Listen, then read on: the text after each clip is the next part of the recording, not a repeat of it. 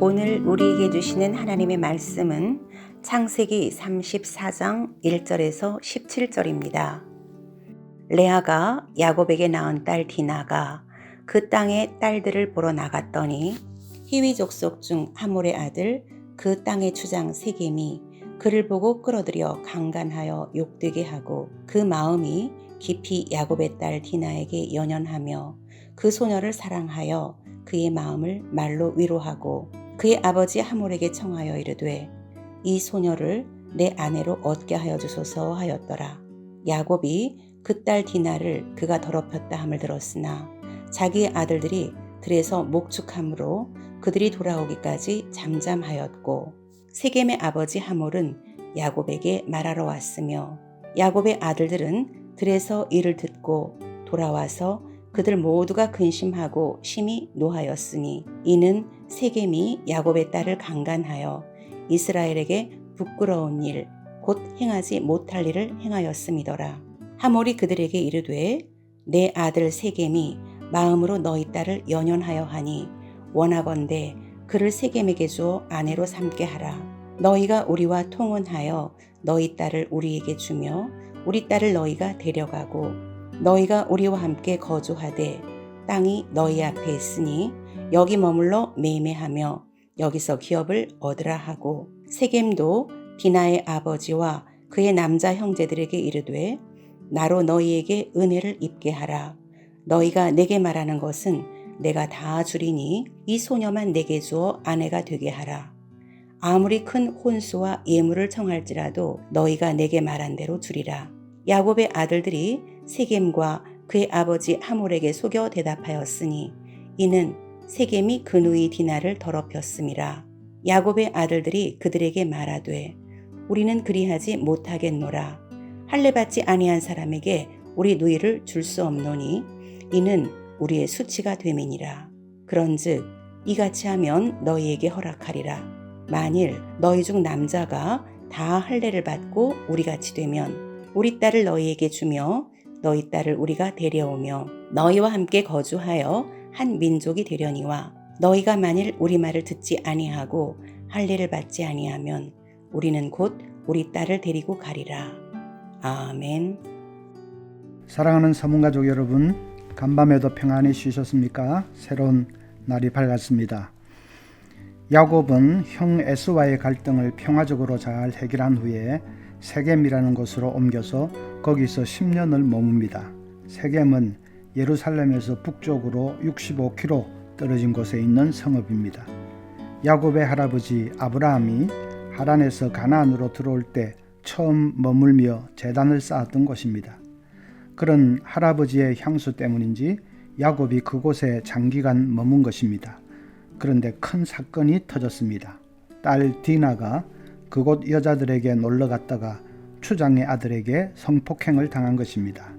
추장 아들의 이름도 그곳 지명과 같이 세겜입니다. 세겜은 성폭행을 했을 뿐 아니라 디나에게 완전히 마음을 뺏겼습니다. 그래서 자기 아버지에게 제발 디나와 결혼하게 해달라고 간청을 합니다. 추장이 야곱의 집을 찾아와서 온갖 좋은 조건들을 제시하며 자녀들을 결혼을 시키자고 간청을 합니다. 결혼시키면 막대한 결혼 지참금을 주는 것은 물론이고 앞으로 양가가 계속 자녀들을 주고받고 혼인을 시키면 두 집안이 강력한 동맹을 맺을 수도 있고 그러면 다른 족속들이 손도 못 대게 될 것이라고 설득을 합니다. 그러나 야곱의 아들들은 전혀 생각이 달랐습니다. 그들은 여동생 디나가 세겜족 사람에게 성폭행 당한 것을 말할 수 없는 치욕으로 받아들였습니다. 그냥 정상적인 결혼이라도 이방 족속에게 여동생을 내어줄 마음은 눈꽃만큼도 없습니다. 그런데 성폭행한 후의 결혼이라니 그건 파렴치한 짓이라고 생각한 것입니다. 그래서 야곱의 아들들은 복수를 계획합니다. 추장에게 너희 부족 중에 남자들은 다 할례를 받아라. 우리는 할례 안 받은 사람들하고는 통혼을 할 수 없으니 다 할례를 받아라. 그러면 디나를 주겠다고 제안을 합니다. 할례 받으면 며칠 동안은 아파서 꼼짝을 못합니다. 그때 쳐들어가서 세겜 족속을 다 죽여버리려고 그런 제안을 한 것입니다. 실제로 그렇게 해버립니다. 내일 본문에 나옵니다만 야곱의 아들들은 세겜 족속의 남자들을 다 죽이고 여자들과 가축들을 노략질하는 잔인한 짓을 자행했습니다. 이 사건에서 우리가 얻는 교훈은 무엇일까요? 야곱은 일찍이 형 에서를 피해 하란으로 도망갈 때 베델에서 하나님께 서원한 적이 있습니다. 창세기 28장 21절부터 보면 내가 평안히 아버지 집으로 돌아오게 하시오면 여호와께서 나의 하나님이 되실 것이요 내가 기둥으로 세운 이 돌이 하나님의 집이 될 것이요 하나님께서 내게 주신 모든 것에서 10분의 1을 내가 반드시 하나님께 드리겠나이다 하였더라. 평안히 아버지 집으로 돌아가게 해주시면 베델에 세운 돌 제단을 하나님의 집으로 삼고 거기서 예배드리는 삶을 살겠다고 서원을 했습니다. 그런데 야곱은 그 서원을 지키지 않았습니다. 세겜에서 10년 이상 주저앉아 살았습니다. 그러다가 그곳에서 딸이 성폭행을 당하고 아들들이 잔인한 살육을 벌이는 초유의 사태가 터져버린 것입니다. 만약 야곱이 서원을 지켜 베델로 갔다면 그런 일은 일어나지 않았을 것입니다. 서원한 것은 반드시 지켜야 합니다. 사람과 사람 사이의 약속도 지켜야 하는데 하나님께 서원한 것은 더더욱 지켜야 합니다. 민수기 30장 2절에도 사람이 여호와께 서원하였거나 결심하고 서약하였으면 깨트리지 말고 그가 입으로 말한 대로 다 이행할 것이니라 라고 했습니다. 성급하게 서원하는 것부터 조심해야 합니다. 서원은 보통 다급할 때 하지요. 위기를 만났거나 어떤 중대한 사건을 앞두고 서원을 합니다. 아무리 급해도 나중에 지키지도 못할 것을 우선은 서원해 놓고 보자 하는 것은 아주 신중하지 못한 행동입니다. 사사 중에 입다가 대표적인 사람이지요. 입다는 암몬과의 전쟁을 앞두고 하나님께 서원을 했는데 만약에 전쟁에서 이기게 해주시면 자기를 제일 먼저 마중 나오는 사람을 하나님께 제물로 바치겠다고 했습니다. 정말 전쟁에서 이겼는데 승리의 귀환을 한 그에게 제일 먼저 마중 나온 사람은 그의 무남 동료 외동딸이었습니다. 입다는 할 수 없이 그 딸을 제물로 바쳤습니다. 서원을 지킨 것 잘했다고 하기에는 애당초 정말 이해할 수 없는 서원을 했습니다. 사람을 제물로 바치겠다는 것이 말이 됩니까? 아무리 급해도 그런 서원은 무지하고 이기적이고 죄악된 것입니다.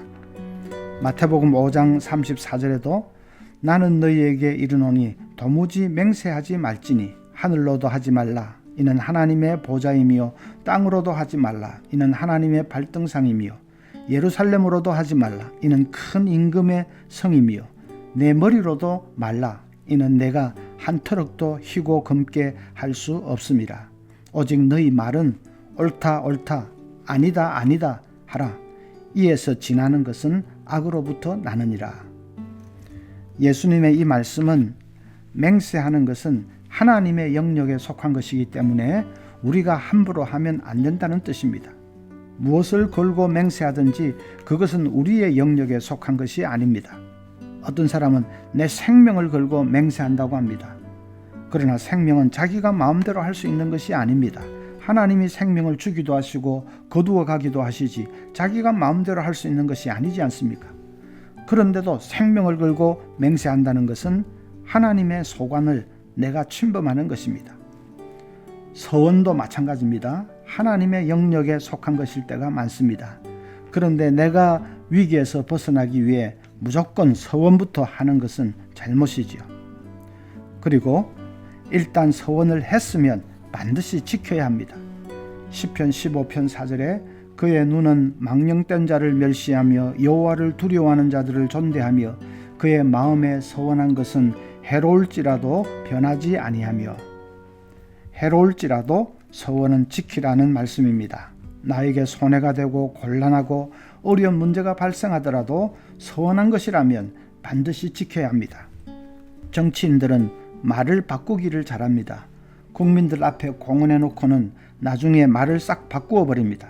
그러면서 상황이 달라졌기 때문에 어쩔 수 없다 양해해 달라고 합니다. 여건이 달라졌기 때문에 어쩔 수 없다고 변명합니다. 거짓말을 한 것이 아니라 약속을 못 지킨 것일 뿐이라고 합니다. 그것은 교묘한 말장난입니다. 거짓말과 마찬가지로 나쁜 것이 말을 바꾸는 것입니다. 한번 약속했으면 반드시 지켜야 하고 못 지킬 것 같으면 약속하지 말아야 합니다. 여러분, 우리도 마음에 서원한 것은 해로울지라도 변하지 않는 신실한 사람들 될 수 있기를 바랍니다. 신임 집사로 임명받을 때 주일 성수, 11조 생활, 봉사 생활 다 잘하겠다고 서약을 했을 것입니다. 잘 지키고 있으신지요? 중직자로 임직받을 때도 항존직 직분에 걸맞게 성도들의 본이 되도록 섬김과 봉사의 제일 앞에 서겠다고 서약을 했을 것입니다. 하나님 앞에서 한 약속인데 약속을 지켜야 합니다. 지킬 때 하나님이 기뻐하시고 그 삶을 인도하시고 축복해 주실 것입니다. 또 한 가지 생각할 점이 있습니다. 1절에 레아가 야곱에게 낳은 딸 디나가 그 땅에 딸들을 보러 나갔더니 했습니다. 보러 갔다는 것이 정확히 뭘 하러 간 것인지 알 수는 없습니다. 세겜 여자들의 어떤 행사에 구경을 갔는지, 축제를 보러 갔는지, 아니면 친구들을 보러 갔는지 잘 알 수 없습니다. 어쨌든 보러 간 그 길에 디나는 추장의 아들에게 끌려가서 성폭행을 당했습니다. 그 성읍이 질서가 있고 치안 상태가 잘 유지되고 있는 안전한 곳이 아니었던 것입니다. 그렇다면 아버지 야곱이 자녀들에게 교육을 잘 시켰어야 했습니다. 그런 곳에 가는 것 조심시켜야 했습니다. 더군다나 하나님을 알지 못하는 이방 족속 아닙니까? 이삭은 야곱에게 절대로 이방 족속과 결혼하지 말고 친족 중에서 하라고 야곱을 먼 하란까지 보냈습니다. 그런데 야곱 자신은 자녀들에게 이방족과 어울리지 말라는 교육조차 시키지 않은 것 아닙니까? 그러니까 디나가 덜렁덜렁 놀러 갔다가 성폭행 당하는 엄청난 일을 겪은 것 아닙니까? 에베소서 6장 4절에 또 아비들아 너희 자녀를 노엽게 하지 말고 오직 주의 교훈과 훈계로 양육하라 라고 했습니다. 교훈이라는 말은 일정한 지침을 가지고 훈련하는 것을 말합니다. 어떤 분명한 가이드라인이나 규칙을 가지고 자녀들을 가르치고 지도하는 것을 말합니다. 훈계는 그런 규칙을 어겼을 때 징계를 가하는 것을 말합니다. 벌을 주는 것이지요. 야곱은 그런 교훈과 훈계로 자녀들을 양육하지 못했습니다. 그것 아니라도 야곱은 자녀 교육에 문제가 많은 사람입니다. 12아들 중에 요셉을 지나치게 편애해서 나중에 그것 때문에 형들이 요셉을 시기하고 미워하고 그래서 동생을 종으로 팔아치우는 엄청난 사건이 벌어졌지 않습니까? 오늘 아침에 우리의 자녀 양육에 문제가 없는지 잠시라도 돌아볼 수 있기를 바랍니다. 자녀들이 지켜야 할 규칙을 분명히 정해 놓았습니까? 예배 빠지지 않기, 거짓말하지 않기, 남들에게 무례하게 행동하지 않기, 인사 잘하기 등등 신앙과 인성에 관한 규칙들을 정해놓고 지키게 하십시오.